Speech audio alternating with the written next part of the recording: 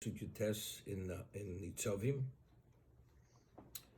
Moshe Rabbeinu says to Klal Yisrael, "Hayidosi b'chem hayom es hashamayim v'soretz." I bring for testimony heaven and earth. Hachayim v'amoves nosati l'fonecho. I'm presenting before you life and death. Habroch v'haklolo. What is life and death? Life is brocha. Death is klola. You know, on Rosh Hashanah, the Gemara tells us the three ledgers that opened before HaKadosh Baruch Hu. One is Sifron Shel Tzadikim, one is the ledger of Tzadikim, one is the ledger of Rishoim, and there's the ledger of the Beinonim, the middle of the road people. On Rosh Hashanah, Tzadikim Gmurim, Nechtovim Nechtom La'ach L'chaim. They are signed and sealed immediately for life. Rishon Gemurim, the absolute evil, are signed and sealed for death. And Beinanim, and the middle of the road people, the people in the balance, Tluim V'omdim. Hashem holds them over for Yom Kippur. Im Zochu, and as the Rambam says, Im Zochu lasas tshuva. If they merit to do tshuva, then on Yom Kippur, it will be signed and sealed for life. And if they don't do tshuva, chas v'sholom, it'll be to the contrary. That's what the Gemara says. So there the Rishonim, the commentators explained, when it says signed for death, death doesn't mean death. Death means something which is tragic, something which is painful. That's what it means. So here Moshe Rabbeinu says, I'm presenting before you Chaim and Movis, life and death. That he says, Habroch v'aklolo, the blessing and the curse. So death doesn't necessarily mean, as a person says, it's a living death. Sometimes it's one would prefer to die than live a level of suffering which is intolerable. And Moshe Rabbeinu says, Ubacharta b'chaim. I'm presenting you life and death, which is brocha and klolo. I'm encouraging you to choose life. So you and your children should be able to continue living on. If you present a person two choices, one is the ultimate and one is disastrous, do you have to encourage the person to say, choose the better one? You say, either I will give you life, or the other alternative is the firing squad. Don't go before the firing squad. I mean, it's understood you're not going before the firing squad. Now, very often in life, people believe that certain type of behavior, they're going to get away with it. And ultimately, they're caught because they did the wrong thing and they paid a price. And all of a sudden now, the words of that person's father begin resonating, and he realizes he was forewarned years earlier that this could lead to that. So the Midrash explains it with a moshe, with an allegory. Person's traveling, a young person, and he comes to a crossroads. And there are two roads to take. There's a road to the right and there's a road to the left. And there's an old man sitting at the crossroads, and he sees the young man's face. He has a little bit of a dilemma. Which road should he take? Should he take the road to the right, or should he take the road to the left?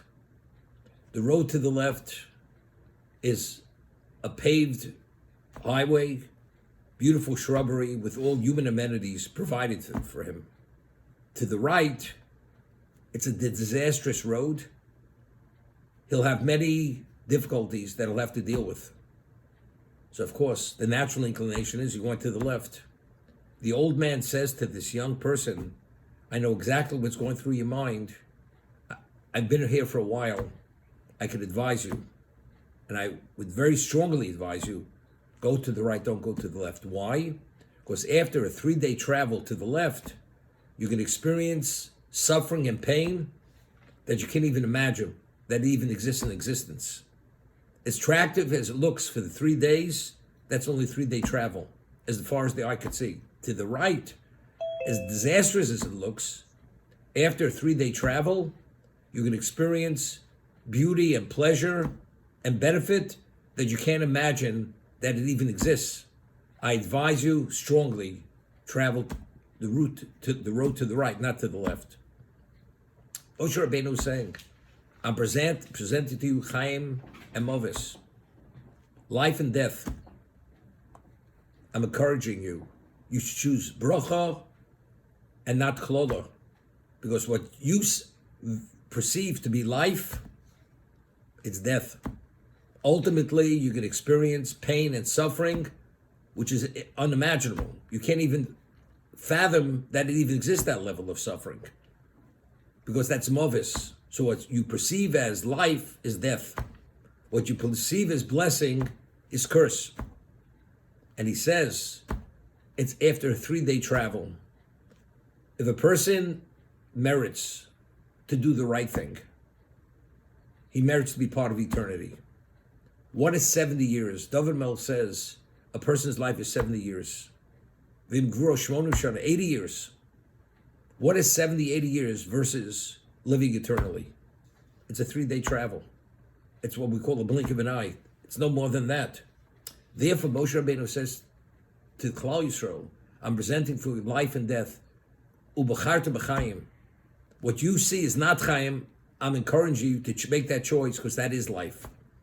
I once mentioned Emir Maral of Prague, because Avram Avinu asked the question to HaKadosh Baruch Hu, which was an inappropriate question. He says, "B'moed Aki Roshena, how do I know my children are going to inherit the land?"